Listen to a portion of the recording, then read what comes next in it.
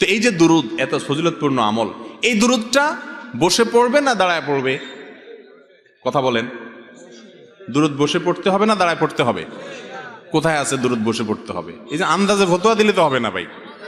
কোরআন হাদিসে কোথাও বলা হয় না যে তোমরা দুরুদ পড়ার সময় অবশ্যই বসিয়া বসিয়া পড়িবে, দাঁড়িয়া পড়িতে পারিবে না, কোথাও নাই। আপনি অযথা কথা কেন বলতেছেন? দুরুদ বসে পড়বে না দাঁড়ায় পড়বে, কোরআন হাদিসে ব্যাপারে কিচ্ছু বলা হয় না। অতএব এই বসা লোকেরাও দুরুদ পড়তে পারবে, দাঁড়ানো লোকেরাও দুরুদ। কথা কি বুঝতে পারছেন?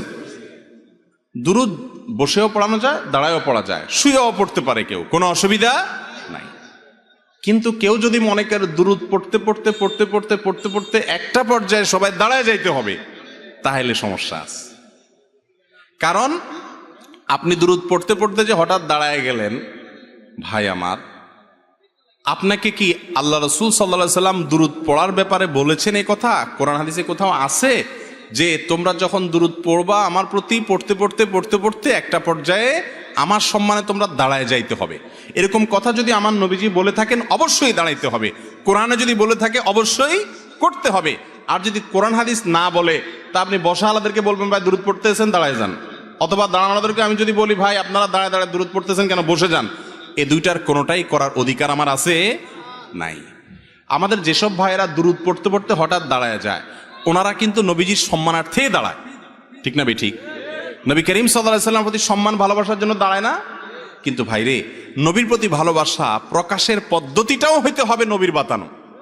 নিজের মন গড়া পদ্ধতি যদি বাহির করি ইবাদতের, তাহলে সেটা নবীজি সতর্ক করেছেন বিদআত করতে।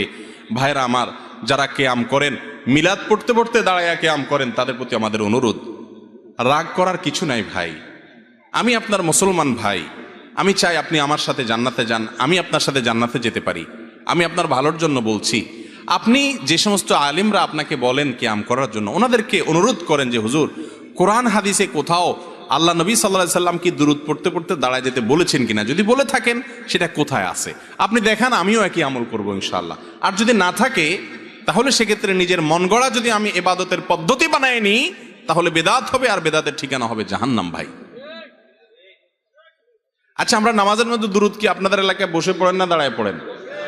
নামাজের মধ্যে শেষ বৈঠকে দুরুদ পড়েন না আপনারা? এই দুরুদটা কি বসে পড়েন না দাঁড়ায় পড়েন? এই দুরুদের চেয়ে শ্রেষ্ঠ কোনো দুরুদ নাই। সাহাবীরা দুরুদ শিখতে চাইছেন, নবী করিম সাল্লাল্লাহু আলাইহি সাল্লাম দুরুদ ইব্রাহিম শিখাইছেন।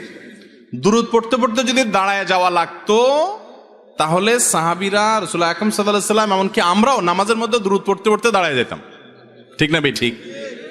নামাজের চাইতে গুরুত্বপূর্ণ কোনো অবস্থা মানুষের হতে পারে? সেই জায়গায় দুরুদ পড়তে পড়তে যদি দাঁড়ানো না লাগে, তা নামাজের বাইরে কেন দাঁড়ানো লাগবে ভাই? কথা কি বুঝছেন না বুঝেন নাই? দুরুদ যদি বসে পড়লে বেয়াদবি হইতো, তো আল্লাহ তাআলা বসে নামাজে দুরুদ দিতেন না, বলতেন দাঁড়ায়া সূরা ফাতিহার সময় দুরুদ পড়ার কথা, ঠিক না ভাই? ঠিক। অথবা বসে আছেন, আত্তাহিয়াতু পড়ছেন, দুরুদের সময় দাঁড়ায় যান, আল্লাহ তাআলা কি এরকম করে নির্দেশ দিয়েছেন? তাহলে আপনি নামাজের বাইরে কেন এটাকে জরুরি মনে করতেছেন? আমার কথা কি বুঝতে পারছেন? আল্লাহ তাআলা আমাদেরকে বুঝার তৌফিক দান করুন।